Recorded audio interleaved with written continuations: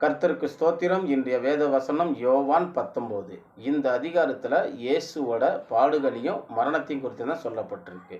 அதாவது வசனம் 1லிருந்து 42 வரைக்கும் தியானிக்கும் போது முழுக்க அவருடைய பாடும் மரணமும் தான்.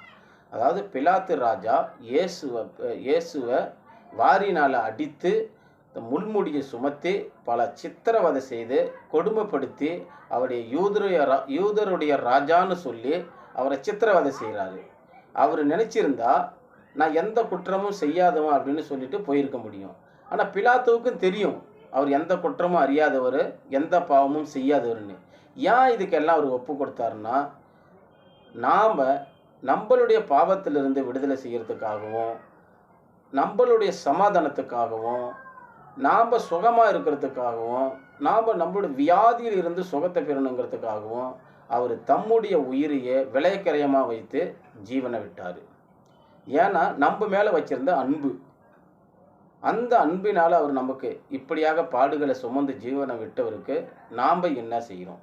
அதுக்கு நன்றி செலுத்துகிறோமா?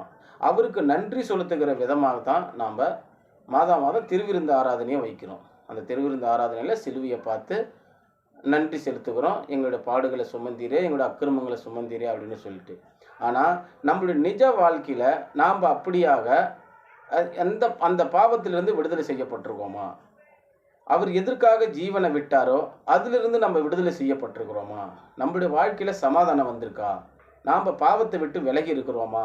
நம்ம வியாதியில் இருந்து நம்ம சுகம் பெற்றிருக்கிறோமா? நம்ம தரித்திரத்திலிருந்து சுகம் பெற்றிருக்கிறோமா? அப்படிங்கிறத நம்ம கவனிக்கணும்.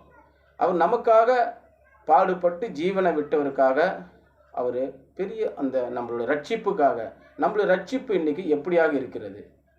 அவர் எதிர்பார்த்த மாதிரி நம்ம அப்படியாக அந்த ரட்சிப்பை நம்ம பாதுகாத்து கொள்கிறோமா அப்படிங்கிறத நம்ம பார்க்கணும். அப்படி நாம் இன்றைய நாளில் நாம் அப்படியெல்லாம் நம்மக்கிட்ட இல்லை அப்படின்னாக்க நாம் தேவனிடத்தில் நாம் ஒப்பு கொடுப்போம். நம்மளுடைய பாடுகளையும் நம்மளுடைய பிரச்சனைகளிலிருந்து, நம்மளுடைய வியாதியிலிருந்து நாம் எல்லாம் விடுபட்டு தேவனுடைய சமூகத்தில் அவருக்கு நம்ம எப்போதும் நன்றி செலுத்துகிறவர்களாக இருக்க வேண்டும். இந்த வசனத்தை முழுவதும் தியானிப்போம். கர்த்தர் நம் அனைவரையும் ஒவ்வொருவரையும் ஆசீர்வதிப்பாராக. ஆமேன்.